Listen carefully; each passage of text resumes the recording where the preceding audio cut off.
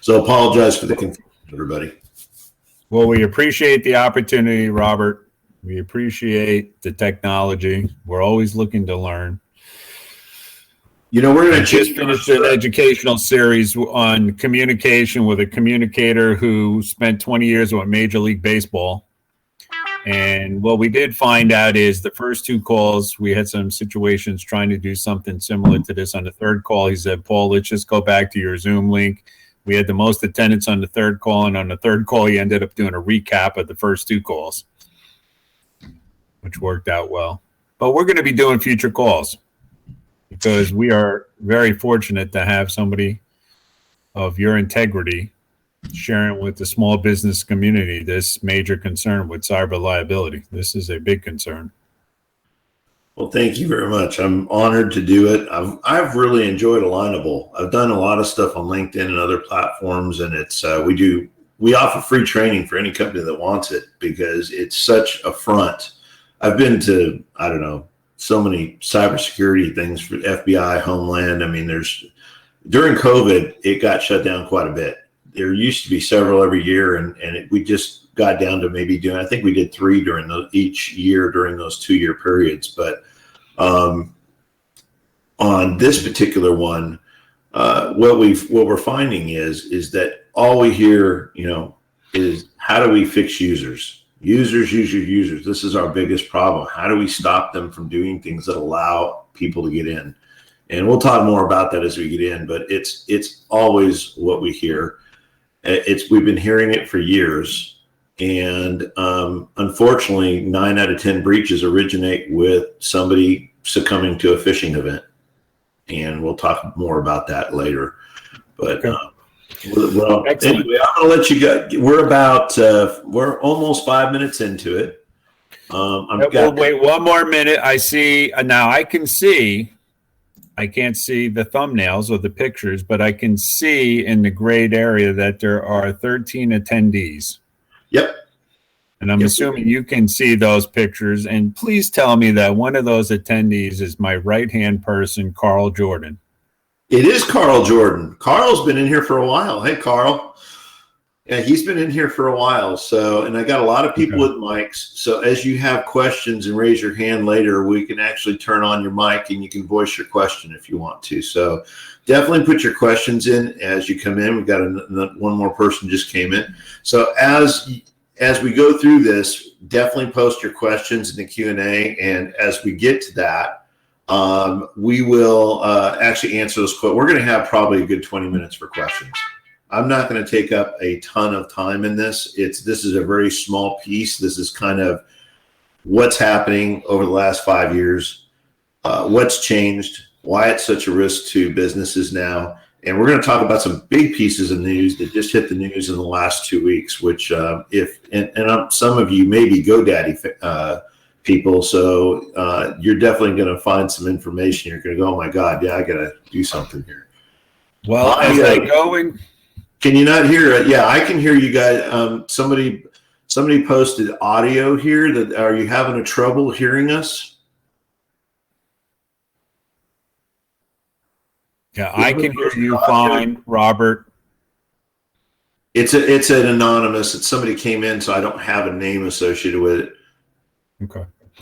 All right. Well, at 2:05, I want to welcome those who have made it here to our educational hour. My name is Paul Odendahl, Destination for Education, the founder of that company. And one of my primary purposes of holding these educational calls is not only to inform the small business community on topics of importance like cyber liability, bring on expert discussions with people who work in these fields like Robert Trembath, but also to have you work with one another in building business relationships as we work our way through our current economic conditions. Probably not a positive for a host, but a host with a sense of humor. I've built and began to build a relationship with Robert in the last few months. Back in 2022, we met. I am grateful, and I find it very hard to believe that he's not going to fill the time talking because he talks a lot. But let me give you some background on Robert, who says he's going to finish early. I find that hard to believe. 32 years as a level 3 engineer, and I can attest to the fact that he is truly a level 3 engineer. Sometimes it's difficult to follow. He's much smarter than I. I enjoy having people in the room much smarter than I. He's spent 32 years managing networks for small businesses and medium-sized businesses. He sits on the board of directors for 6 different boards as an advisor. The last 5 years, he's really specialized in cyber liability, which is a concern to all businesses, but a big concern to the insurance industry that I've spent 41 years in as a career. And I don't know where he finds the time. Maybe that's when he talks less. He's a CEO on 4 different companies. So we are grateful, Robert. We are thankful. We are interested in learning more about this new technology on holding calls, and we are working our way through it. So the floor is now yours, sir. Thank you very much. And we appreciate all you for coming and giving us your time today. This is actually 1 in 3 parts. We're covering today we're covering what's happened over the last 5 years and what's changing, how it's evolving, who the targets are. Next, in our next part of the series, we're going to be covering how they're attacking you, how they're getting in. We're going to be talking about things like social engineering. We're going to be getting into phishing, how to identify it, those kind of things. And then the third one, we're actually going to have Chase Norland, who is the CEO of Transmosis and an expert on liability and how it affects businesses with as far as reputation, liability, and also compliance issues, which are huge if you have anything that applies like HIPAA or PCI. So really good series. We hope you guys get a lot out of it.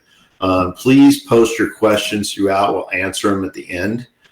Some of you came in without, were just anonymous. If you did, I'm not going to be able to, identify you, but I will answer the question. So, okay. Hey, Carlos. Okay. Hey, glad to have you here, Carlos. So let's go ahead and get into this here. And what we do is an education series. So we're going to talk about what's happened in the last 5 years specifically. And I don't have 2022 in here. I will talk about that. We just got the data in, so it's not in the chart. We will be adding it.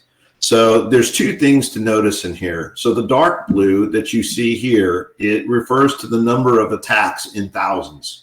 Okay. Excuse me just for a second, Robert. I just want to make sure the audience is seeing that screen. I am not on my end. I know we're having some technical issues with me being a co-host, but check to see that others are seeing it because I'm not seeing it on my end. Can everybody see the screen? Yeah, I'm getting back. Yep. Okay. All right. Okay, that's all right. You can go on to presentation. I do not see it, but that's okay. As long as they're seeing it. All right. So getting back to it, there's 2 things. The dark blue is number of attacks, and that's in the thousands, by the way. Okay. So this is data from 18. The light blue represents the average payout, the average remediation cost, not just the payout, but what it costs to fix the problem, recover the data. And a lot of this in this time was people just paying ransoms. So the average payout in this area was about $25,000, $27,000 to remediate those problems. That's a average, mind you. Some are more expensive than others. But you can see the attacks were way up here. Now, this, by the way, this number was $16 billion in damages and losses during 18. The total number, 16 billion. Okay, it's a big number, but compared to these numbers, it's nothing. So in 19, we saw a huge decline. What we saw was some bigger actors coming in and going after businesses. So the attacks, we had less amateurs, more experts coming in. So the attacks actually came down, but they were picking bigger business targets. And so the one thing you see here is look at the remediation cost. It has jumped to $88,000 per incident. Now, hey, Paul, we lost your video. So just letting you know. So basically, there we go. Now your video is back. So what happened is that they now decided that they are targeting more businesses. We saw them go after hotels, hospitality, healthcare, doctors' offices. And what is happening is that the remediation cost to fix these, they started demanding crazy ransoms in negotiating those. And so we saw the losses, even though the attacks were down by a third, the losses for this year doubled. They went up to $32.2 billion. That's a 100% doubled year over year. Okay. Now we come into 2020, we're seeing a reduction in tax again, but now they're going after bigger clients, even bigger ones. Ransoms are getting up into the millions, and people are so the average remediation cost now jumps to $177,000. That is the cost for that business to undo the damage, and the reputational cost and the liability costs, because now we're starting to get into compliance. You see HIPAA jumping in, PCI jumping in and fining these people, because now in 2020 and forward, it becomes a double-edged sword. Some people are getting wiser about backups, and they're keeping backups, so they're not paying the ransoms. And what happens is now they're copying the data. This is when they actually start copying the data, as opposed to just encrypting it. Now they're copying it, so they have a copy of your information. They're not making themselves known to you until after they get what they need, or they've been caught, and at that point they get away with whatever they can get away with. So keep in mind that, again, the ransoms are skyrocketing. We are now up to just under $64 billion in global losses in 2020. Okay. 2021, crazy stuff going on again. So we see a tax jump. We start to see ransomware as a service enter the market for the first time. Where this is huge is that basically, and we're going to talk about this in a minute, is that protections are starting to evolve. We're starting to see better endpoint protection, better awareness, but big employers, Microsoft, NVIDIA, people like that are still not getting the message. We're getting breaches into larger organizations, and they are going after bigger numbers. So in 2021, we see the remediation costs jump up to $288,000 per incident. We see people losing their businesses. We see HIPAA coming into compliance with more fines, because now the data is being sold. The moment the data is being sold on the black market, it basically becomes a HIPAA compliance. So now you're getting into third-party liability issues and all sorts of other things that are costing these businesses their livelihood. And in 2022, which the data you haven't seen, we've just gotten this, most of it, we do know that the average remediation costs have driven up again into the 300s. It is not such a steep climb as it has been. We're seeing better protection methods being put into place, more people doing training. We see the amount of attacks on the rise still, not a lot, by a little bit. I believe the average attacks were around 175,000 attacks for that year. We did see, again, like I said, we saw an uptick in remediation costs because of the types of targets they're going after.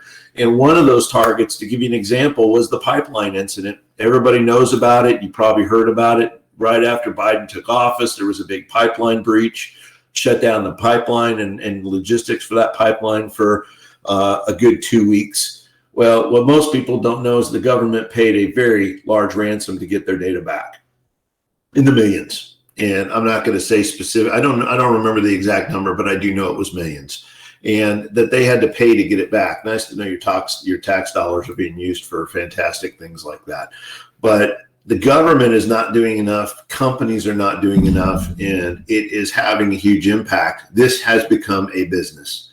And starting in 2022, we started seeing this because you heard me use a term, ransomware as a service. These are companies that are actually forming in places where they're allowed. Obviously, they don't monitor for it, like India, Pakistan, North Korea, Russia. And they've got offices. They employ hackers all over the world, and they've organized to become a group. And so if I'm a bad actor and I have a target that I want to go after, I just go to this target. I just go to this company and say, I want you to go attack this target. And they own assets, network assets all across the world that they control, that they can target towards these people in a professional way. And they will basically take a percentage of the ransom they get. They don't get the whole thing. I don't know what the percentages are. I don't work for them, but they do get a percentage of it for getting it. And they go after some pretty big targets. Microsoft was hit towards that same later on that year after the SolarWinds attack that hit in the 2020 period. When Biden took office, and as a result of that, they actually did with people in our industry. They made it out to be a very small breach. It was actually compromised hundreds of thousands of systems. And so it's very important what's happening in this landscape right now. Very important who you trust to do this kind of thing. If you are in business and you're just using a network firm that has no cybersecurity experience, they're not making this aware to you. Like in our companies, AIO is a managed service provider. We actually train our people, and we do it for free to anybody that wants it. I don't care if you're a customer or not, because end users have to be made aware. The only way this starts to go downhill is if we start preventing this, and users are the frontline soldiers. You guys using your computers are the frontline soldiers. We're going to talk about that a little bit. So these costs, again, so you have an idea over the last 5 years. We're going to talk about some of it. So this is a result of, I want to talk about how different things affect, in using a combination of things, affect how hackers get in. Now, here's the plain simple fact, okay? If you're using something like McAfee or Malwarebytes or Norton or Bitdefender or WebRoot, a basic AVG, Avast, Kaspersky, a basic over-the-counter 8 license Windows Defender, ransomware and malware that's out right now, 94% of it just gets right by it. Done. It's because of the way how they execute their campaigns to get to people. 94% of that is just bypassed instantly. It doesn't matter if you have a firewall, a VPN, some of those things help depending, but 94% of it straight through, they basically has no effect. Now, using that in combination, so as we look down this graph, as we add additional protections, you can see the risk goes down a lot. And we're going to talk about this. So email and spam filters, that has helped tremendously. Not only, good 20%, 19, 20%. Keeping your systems up to date. The combination of these three things put together brings it down to 64% of things getting through. Pop-up and ad blockers on your browsers. Look at the big reduction there. So these 4 things combined reduces the risk by 80%. Cybersecurity training brings it down another 8. And then some various other things bring it down even more. But my point is it takes more than one thing to stop these people. It takes awareness. It takes good what we call XDR software now, and I'll talk about that later in one of our other sessions about what the difference is. I'll probably cover it if we have time in this, but what the difference is between EDR and XDR. And like Norton, those are EDR, what we call endpoint detection and remediation, and why it just doesn't do the job anymore. So you need more than one thing you need a multi-layered focus to really protect and minimize your risk. I'm going to talk about kind of a history here of what's happened. I'm not going to go into the details because this is a lot of very technical information, but we want to talk about in the 80s is really when antivirus started making its headway into mainstream, because we started seeing bad actors compromise systems. It was very basic back then. We saw things like polymorphic code. Most of you wouldn't even know what that is, but encrypted payloads, things like that. And over the years, it evolved. The point is that over this time period, you can see what's happening. The threat landscape, the prevention is way down. We are not able to prevent a lot of what's out there. 25% of it just being missed. 30% of it gets detected, but still gets through somehow. 45% of it is actually prevented. This is why it's become a business. Now, the terms I'm talking about, EDR, endpoint detection and remediation, and XDR, this extended extended detection remediation. This product, or this type of product, uses AI, machine learning and deep learning AI, the same stuff that just below the level of the stuff that's trained to drive cars. And the reason why is because we have to be able to account for the stuff that isn't out there. Now, some of you have heard of things like zero-day exploits, zero-day hacks. Zero day refers to the fact that these are unknowns. These are things that happen right now we have no protections against. And believe it or not, on browsers like Chrome and Firefox and Edge, there are anywhere from 12 to 30 zero-day exploits that you don't know about or not told about. And the reason why they don't publicize them is because they don't want hackers to know about them. It means they have no way to fix them. And if they were to publicize that these things were issues, it would be a heaven for hackers. So as they become fixable, they release patches. That's why you have system updates. That's why you always see updates to your browsers and things. Is these are meant to patch these zero-day vulnerabilities as we see them. So that's what that means. And XDR, or AI, helps us account for those type of things because it uses AI to detect bad actors. And it uses AI to look for vulnerabilities being exploited within the system actively in real time and isolate them. So those things are very important to have. Those are things that don't exist in typical EDR, Norton, McAfee, that kind of stuff. And it's generally, XDR is only available through business partner like us. Like an MSP would resell it as part of a service because it's so expensive. These are services that, people like Microsoft and HP and Blue Cross Blue Shield, these people employ these kind of services to do what they do because it's just more than software. It's cloud powered. It's got people behind it. They have security professionals looking at real issues in real time. It's an extended platform. It looks at everything, network, endpoint, everything going on within that period.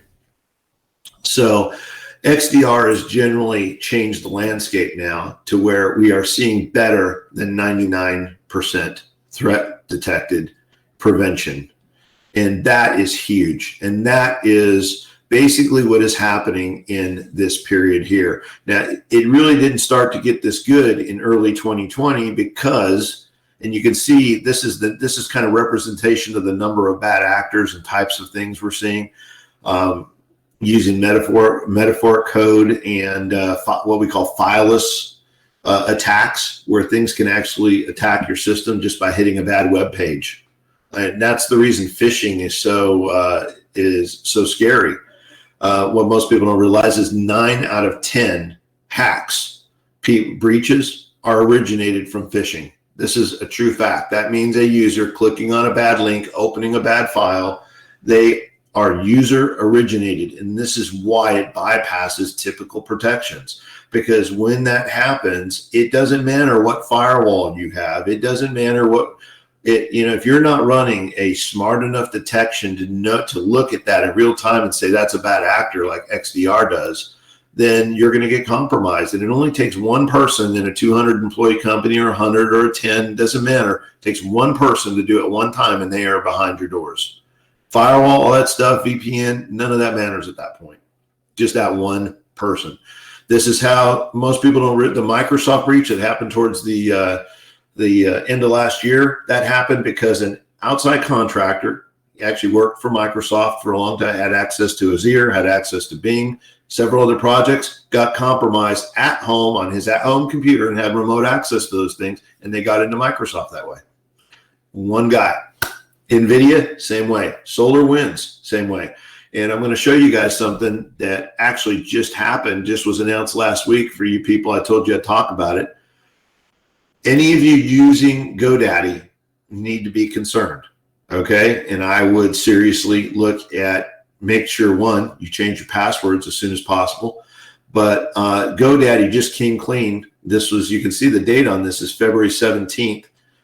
They just came clean and admitted that somebody got into their network, was in their network, hackers were in their network for 3 years, and actually obtained their source code for their entire company. Not only is your information at risk, but they actually have all the source code that powers GoDaddy's platform. This is one of the scariest things I've seen. And I know so many businesses that use GoDaddy thinking it's secure. If you want Office 365, go to Microsoft and buy it direct. You want it, go to Google, whoever you want to use, but don't buy it third party like that, because now your information is at risk. So this kind of thing is happening. This is one article. I have 15 news feeds, and if you saw the amount of stuff that comes across my desk, you would probably have a hard time sleeping. So definitely, no, you can't chat. You can pose questions. Sorry about that. So somebody asked about the reference for these data, and I'm Carlos. Are you asking about where it came from? If you are, this actually came from Deep Instinct. This data here, these last two graphs came from Deep Instinct. Deep Instinct is a XDR company. They're one of the two products that I will only sell two products in my business anymore. Deep Instinct is one of them.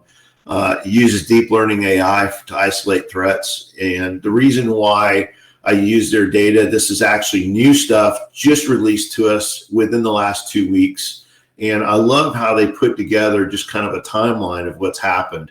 So this is information coming from the people, the experts that actually spend their time defending us against this kind of threat. Let's see, what else? I hope that answers your question. No, and somebody else asked, you just need to pose a question here. A predominant area of the world. Okay, yeah, that's a good question. The attacks right now, out of all the attacks globally, 62% of them occur in the US. 47% of those are targeted at businesses under 100 employees. That's the data we have right now on that. As far as bad actors, I can tell you right now that most of the bad actors we're seeing coming in are North Korea, Russia. We are seeing stuff from various countries. There's stuff even from the US. It happens, Finland. It's a variety of countries. And the thing that makes it so hard to really tell where it's coming from is because the people that are doing these hacks, especially the ransomware as a service companies, they've taken control of network assets in almost every country. And so they can choose to target whatever assets they want at a particular target. So it makes it very hard for us. Yeah, I'll be happy to give you guys a copy of the presentation deck. Everybody will get a copy of it. This one's very short. We have a very short deck for each one, and mainly because I want to take time for questions and things that are going on. We will have a link for the recording. Paul's going to be taking the recording, and we have to edit out a bunch of stuff on the front side that was just us testing, but we will be sending everybody links to it. I will also be posting it up on our YouTube channel for you guys to stream whenever you want. What about, you were asking about the first slide. Okay. Yeah. The data for the first slide, Carlos, actually comes from about 5 different sources. We get information from Dato. We get information Dato is a backup provider for small businesses. They do disaster recovery. It also comes from people like Deep Instinct, SolarWinds. It comes from Kaspersky. We have about, for that particular graph, I'd say probably about 8 different sources we accumulated that from, and they're global. So this isn't just US based. We're looking at it at a global basis as to the damage it's doing. And you can kind of apply the percentages we talked about, the 62%, I believe is what I said, of the stuff is geared to the US, 47% of it towards small businesses. Healthcare right now, very targeted. Attorneys are being targeted, service providers being targeted. It's very, very, if you are in any kind of business that touches oil, gas, private personal information, like doctors, dentists, any kind of information that ties into a large amount of consumer records, then you are at risk. Antivirus isn't a product I'd recommend. We're actually going to be putting up, and I'll give Paul. We have Yvette is actually asking about what antivirus product. and you can send them your link. Actually, Paul has got a link and a discount for you guys set up with the product that we recommend. You can buy it one-off. It's an enterprise level product. You can buy 1 licenses or you can buy 100, but it includes you can go read about it. We don't really advertise too much. It's more education, but it has $1 million cybersecurity policy with it, financial protection plan. Very cool. The insurance companies actually back up that product. They like it so much.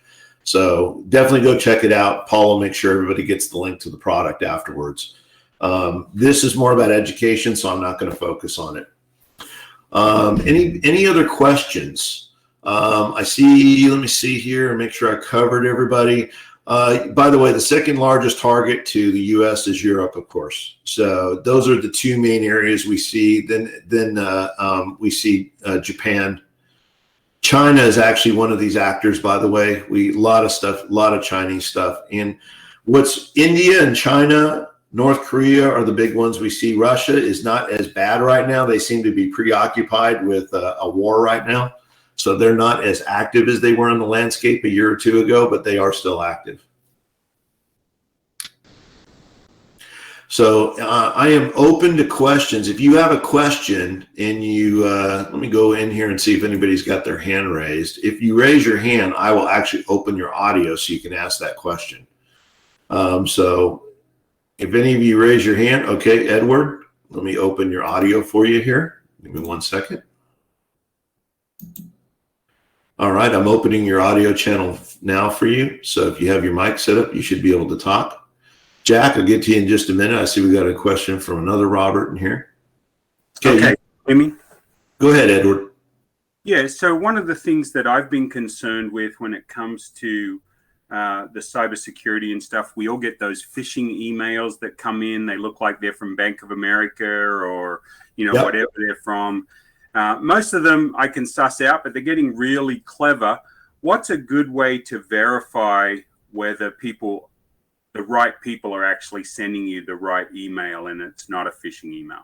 Gotcha. So we're going to cover 2 things with that real quick. So in our next segment next week, say on Tuesday at 1, I'm actually be showing examples exactly what to look out for, good and bad, so you can detect that. The second part of that is, so 1, look at the email address, the from address. Just hold your mouse over the from address. 9 times out of 10, they're from some wacko email that has nothing to do with where they're being sent from, a Gmail account, anything like that. Just delete it.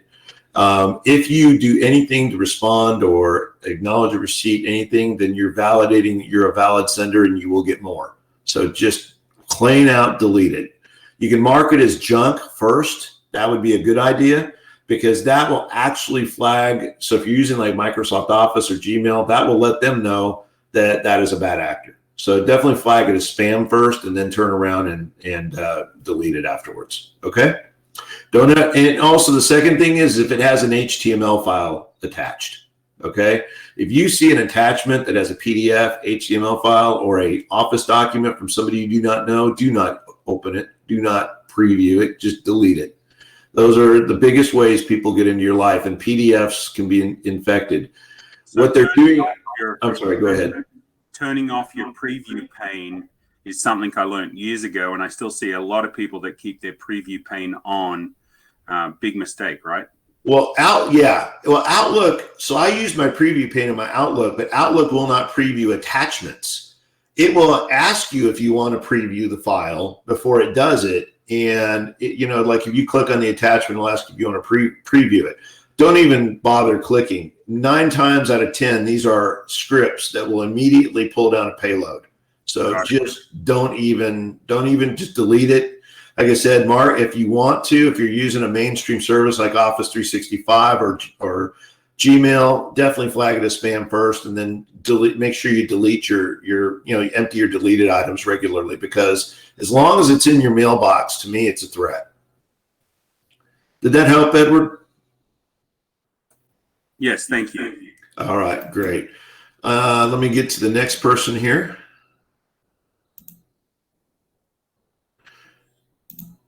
And Jack, I think you were next. So Jack, let me enable your audio.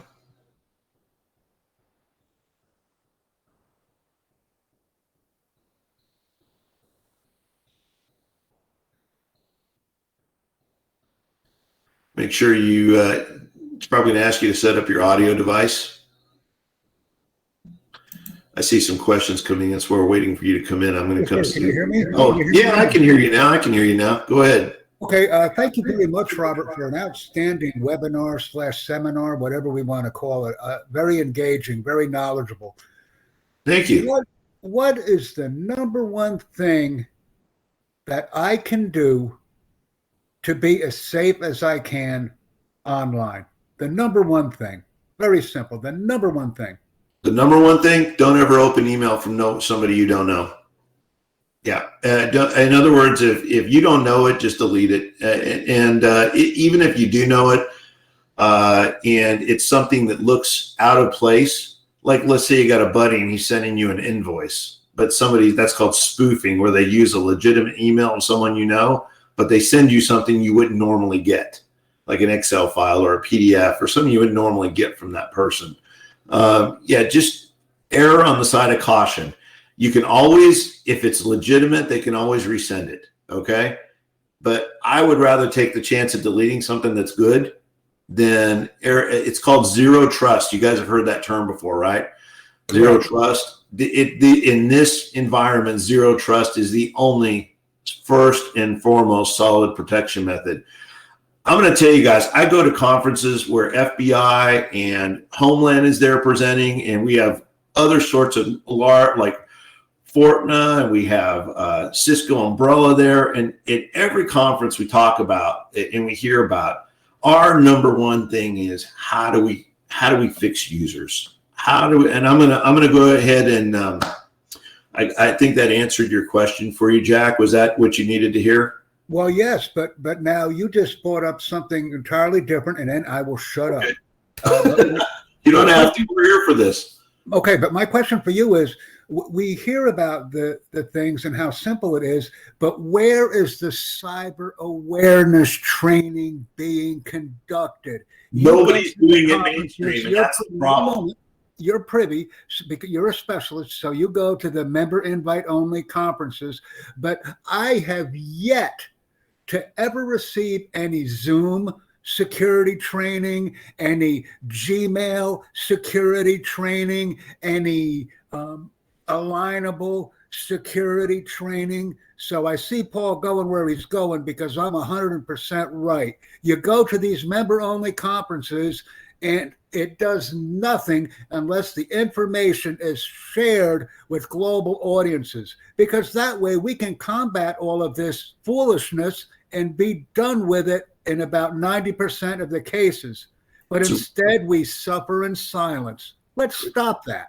It's the reason why our company does free training for whoever wants it. Will it be a remote? I mean, we'll do the entire presentation stack that we've done. We did it. It's the reason I became an Alignable ambassador, was to work with people like Paul to bring awareness in, because in our circles, the circles that we go through, and I mean, the stuff we see would scare any normal person to death. You wouldn't even want to be online.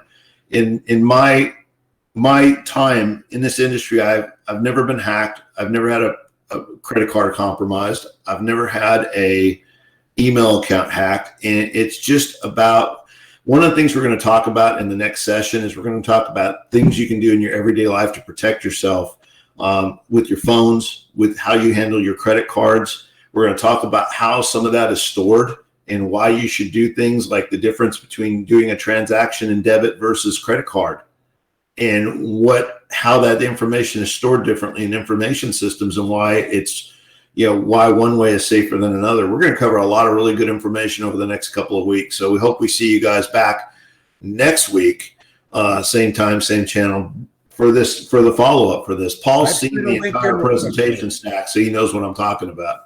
I've sent a LinkedIn request, sir. I hope we can continue privately. Oh, absolutely. And I welcome any of you. I am on LinkedIn. I'm on Alignable. I contribute stuff literally 3-4 times a week to Alignable. I post articles about things, definitions. I do what's called the weekly rant, where I talk about things going on in our industry. So if you want to know more about things that are going on in our industry, you just found the resource that will do that for you. So definitely come in, be a part of our network. I actually pay extra to be in the entire country on Alignable, not just in my area. So I don't care where you're at. I'd be happy to help. For time's sake, I'm going to jump down to a couple other people that got their hands open or up right now. Jack, thanks for contributing, man. Appreciate your input. My pleasure. Nice meeting you. And thank you very much, Mr. Odendahl, for having me. He's nodding his head. I don't know why he's not talking. All right. Hey, Robert, I'm going to allow you in now. So here you go. Go ahead. Are you with us, Robert? It says your mic's live, but I can't hear you.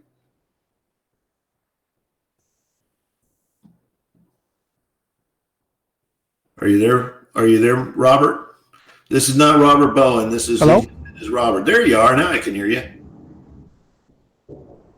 Robert? Hello? Yes. Yeah, we can hear you. Okay, sorry. Had to do some technical stuff there on the screen. Awesome presentation. Thank you. You for the information. Definitely would like to follow up with you privately to ask you some other questions. But I do have a question. Do you think having a very, very robust identity theft protection, not your run-of-the-mill company service, would be a identity theft is good, okay, but for those of you who don't know,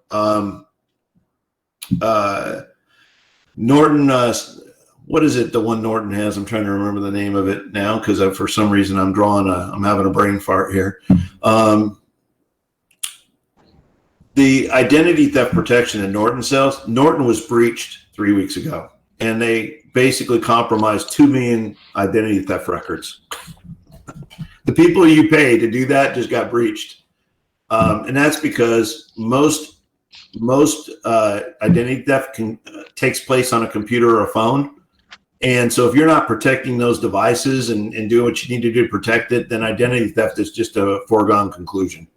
So, and that's what Norton doesn't get. Norton doesn't understand their security solution is crap. And as a result of that, they sell it together. Here's the thing. Here's the truth. If you get compromised through your computer and it's your computer that got in, they're going to refund you last month's payment. That's it. You're out. Otherwise, they'll help you get, if you're paying for the ID theft, they'll help you get that back. But the real fact is that that's all you're going to get out of it is the identity protection. Anything having to do with theft of stuff that was on your computer, any damage to your business, recovery, it's just gone. It has nothing to do with it. That's why you need protection at the computer network level.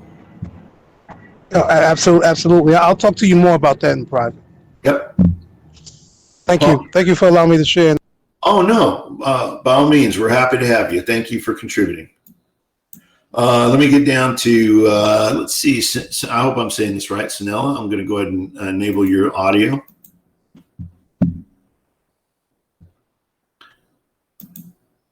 All right, you should be good. Great information. I appreciate you guys for having me here today. Just wanted to real quickly ask, what's your take on social media on a personal level, on a private side, not necessarily, because we as business owners all have our company pages per se on LinkedIn, on Alignable, the list goes on, and we all know that. And in terms of the being connected with everything that is business related, it still drives back to us having our personal quote unquote email connected to one shape or form of our accounts where everything is interconnected. So I just wanted to, if you have a couple minutes to elaborate, and what is your take on that?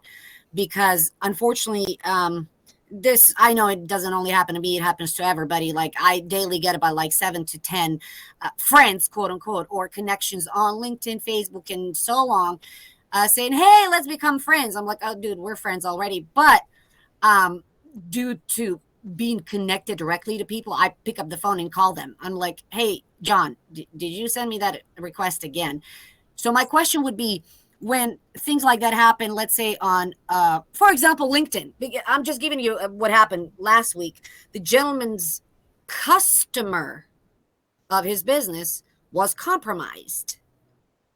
But then I started receiving crazy text messages from like weird stuff, and I was like, wait a minute. I'm like, I know that this guy doesn't have, so I pick up the phone and called him.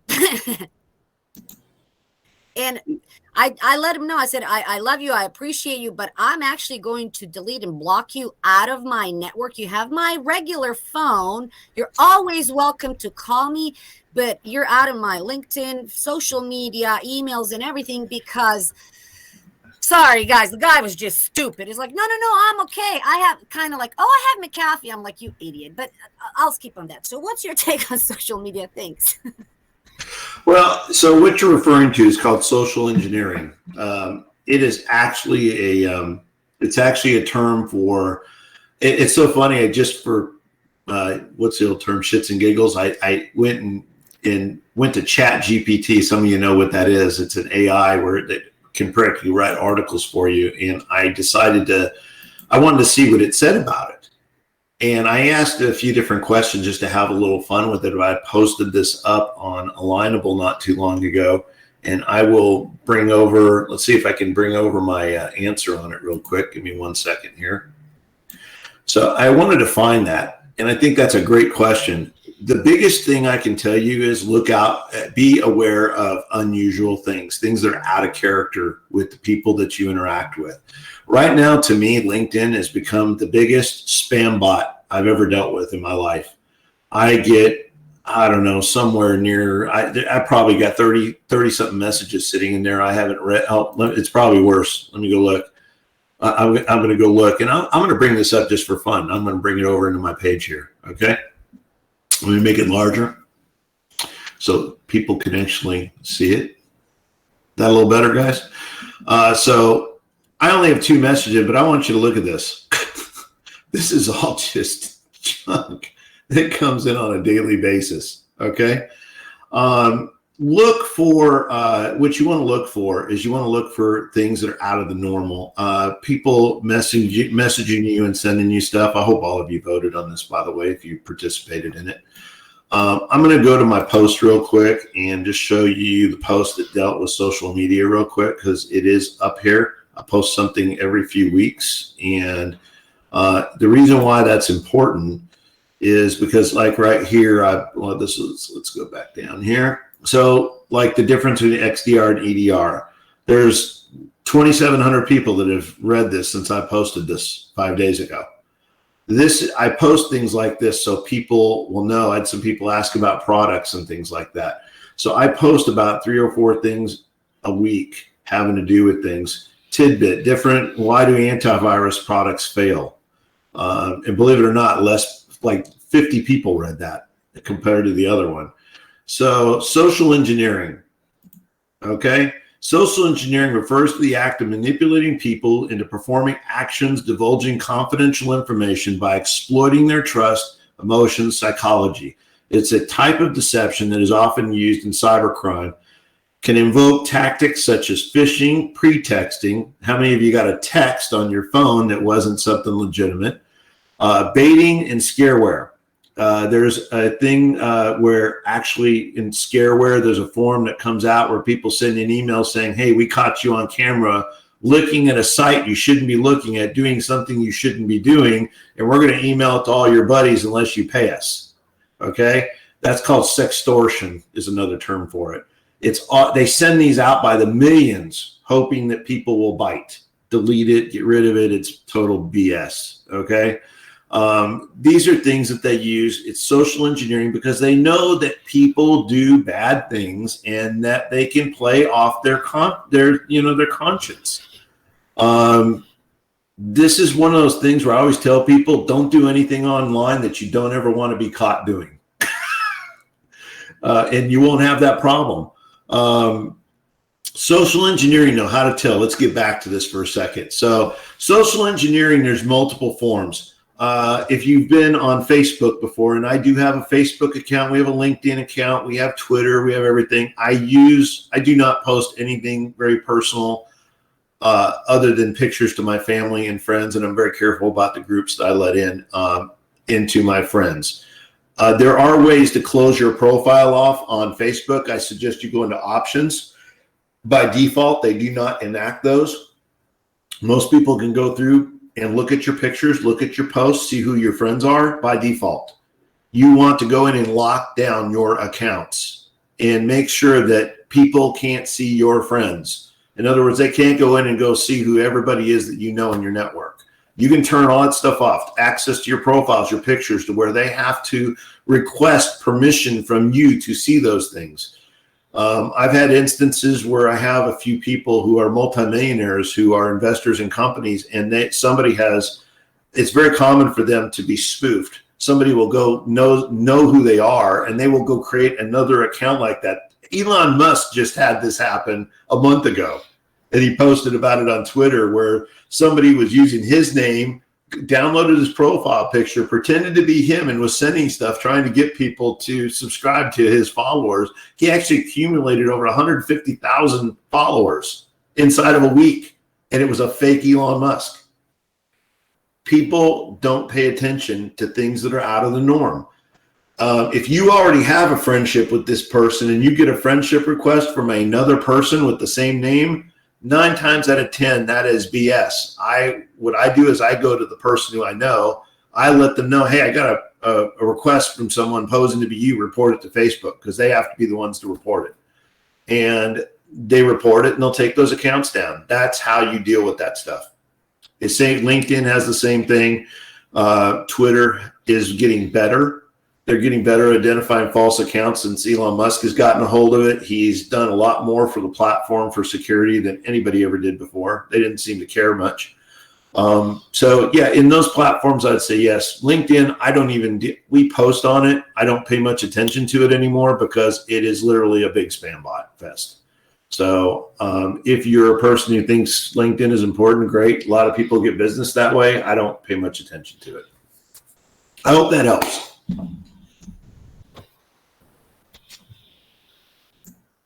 Are you still with us, or did I talk your ear off? No, you actually unmuted me, so I'm grateful. I just muted myself because I wanted to hear it. So did that help you at all? Yeah, absolutely. Because that's exactly what I do, and I hope everybody else on this webinar is going to take that suggestion and advice.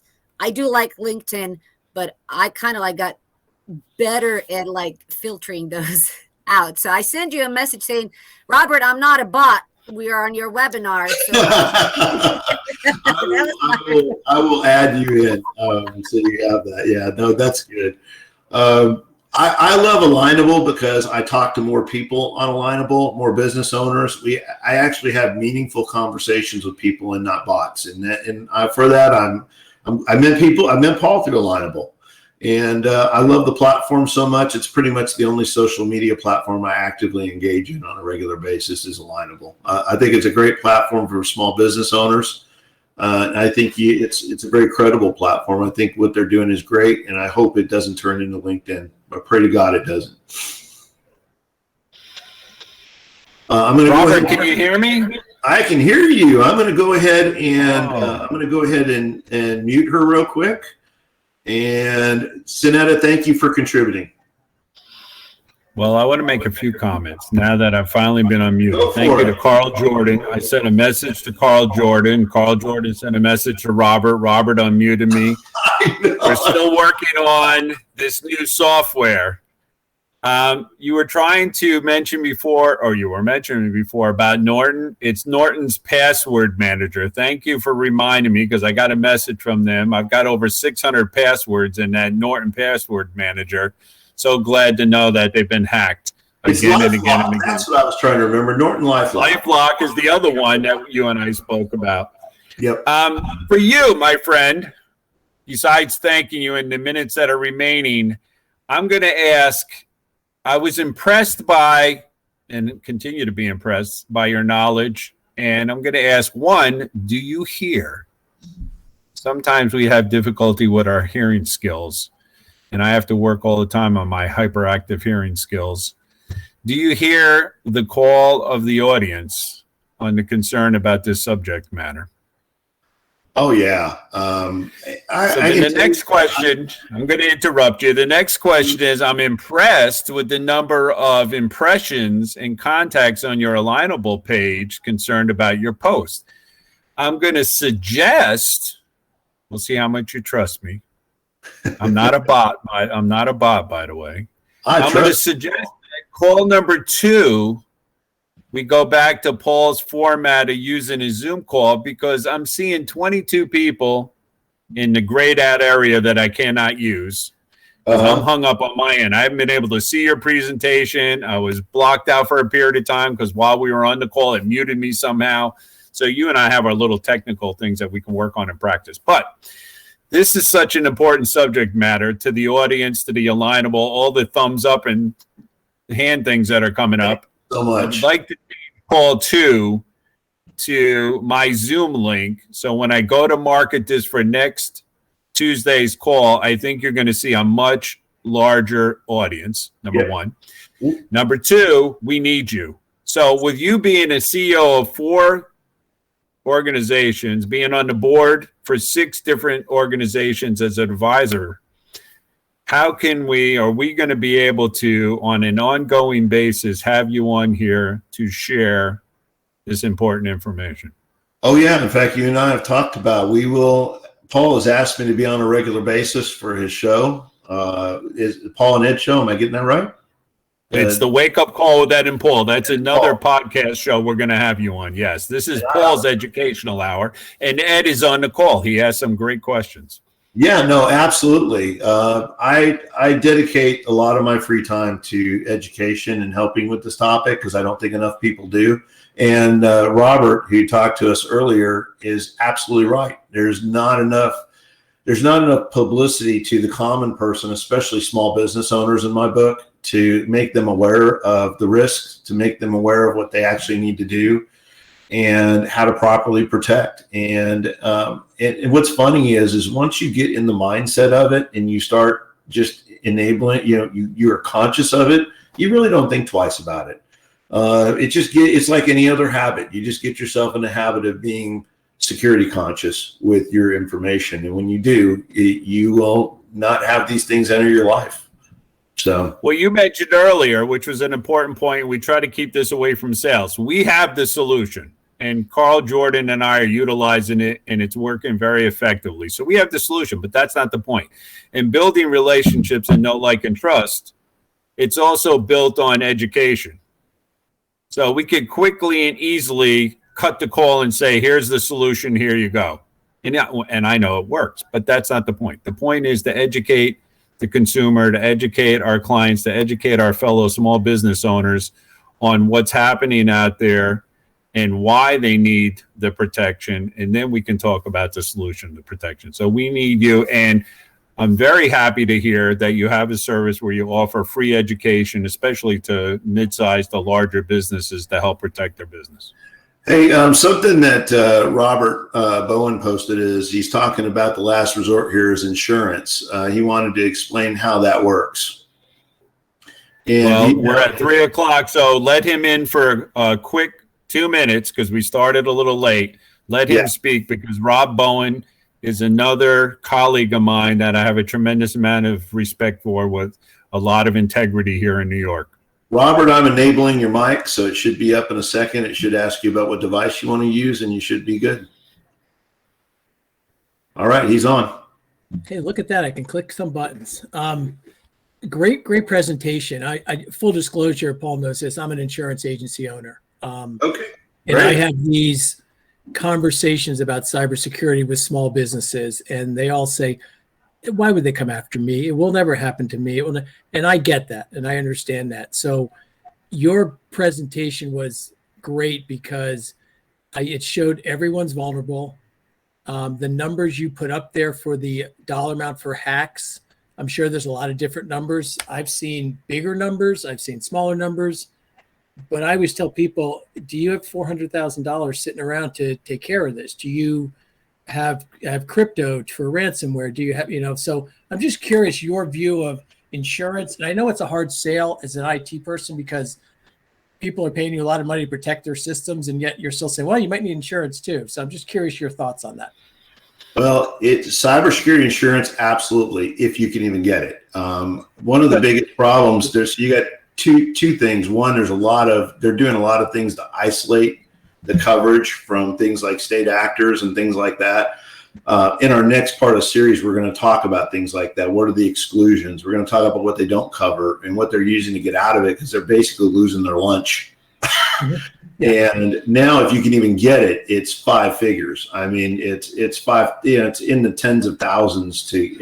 Last quote I saw for a 20-person company that was there was an attorney firm. I'm talking about like 15-person attorney firm. It was like $12,000 and a year, which is a lot of money to a company not having that really put into their budget. So Paul can tell you a little bit more offline, since you guys have a relationship, about our product. Our product actually includes $1 million in financial protection with the actual product. It's actually more than a software product. He can tell you more about that. We'll be talking about it in the third part. And Chase, the CEO of that company, they train cybersecurity professionals for a living, and they're the ones who put together this product. And he is going to be on answering questions about business liability, third-party liability, reputation damage, and all sorts of other things pertaining to how that affects businesses. Thank you, Robert, for pointing that out, and Rob for the question. Yep. Because call 3, Chase is going to come on and address that issue. And I was just on the phone recently with a company out of Chicago asking about cybersecurity liability insurance and the cost thereof, because of the issues that we have in the state of New York in the filing that's required between January 1st and March 31st. So as an educator, I'm getting a tremendous amount of calls. I received 2 today, and both of those individuals have been excluding themselves from the cyber liability responsibility. But now the state is making it that they have to obtain that insurance, and the cost is very, very high for a small business. And now I'm having to educate them on the fact that they need to obtain this to continue to have their license enforced in the state of New York. So it's a whole big subject matter, and that insurance and the exemptions in that insurance and the changes that are occurring in that field, Chase is an expert on, and he's going to be on call number 3. Perfect. Yep. Just a quick, if you don't mind. I agree. The cost of this insurance is going up tremendously. But if you're just a mom and pop shop, or you're not really a technology or software, it's still in the reasonable category, because that's not where the claims are. Obviously, the claims are more in the MSPs and attorneys and, that kind of stuff. So, that's the kind of coverage, because most people now, especially online, they don't have a GL they don't have a GL exposure. No one's tripping and falling in an online store, right? So you're kind of replacing that GL. You need to solve the GL, but that's just kind of the conversation I wish more people would have to small business owners, because the exposure is huge, and especially if you store any kind of personal information on clients. HIPAA is going after people now, and it's a per violation basis. And I've seen businesses be put out by regulatory fees. Oh, 100%. And most, you're right. The exclusions, insurance companies love to put exclusions on page 150. But most of the policies I write will not have those, and I can clearly define them. I mean, again, these are low risk small businesses. This is not MSPs, software, attorneys, doctors. Nothing to do. I don't do HIPAA just because I don't feel comfortable doing it. But I think it's important because even just ransomware, okay, I need 100,000 of crypto. Well, most people don't have crypto. And the other issue we have now is we have these bad actors coming out of Russia, and it's a violation of federal law to pay money into Russia. So how do you handle that? Yeah. Well, a lot of the insurance stuff comes out now, and it basically states that if it's tied to a state actor, they won't even pay on it now. Yeah. It's crazy. Because it's similar to what cannabis is. There are insurance companies that won't insure cannabis because it's still against the federal law. Same conversation. Well, and Robert and Rob, I hate to cut you short. It's 3:06. We really do try to keep the call to an hour. As I mentioned earlier, I found it hard to believe that Robert would not use up the time. And for Rob Bowen, my friend, it sounds like those who are listening, it may be time for Rob Bowen to talk to Paul about an educational call from the insurance aspect of it. So I know that Rob Bowen would do an excellent job educating our insurance friends out there who need to have the protection about the insurance aspect of it. So thank you all who attended. Thank you for the questions. Thank you, Rob, for your questions. And Robert, thank you for your expertise. And you and I will have a conversation on how we may handle call number 2. Because it may be advantageous to handle it on my Zoom link. And I think we're going to have a much larger audience. We haven't promoted the registration yet, so we'll make sure we do it through Zoom next time, because I've got Zoom as well. But it may be since you've got more people used to it, let's definitely do it the way more people are used to doing it. All right. We will discuss that off the platform, but thank you once again, everyone who's attended. Robert, you have control, so you can stop the recording. See y'all later. Have a good day. All right. Thank you. Have a great day. Bye for now.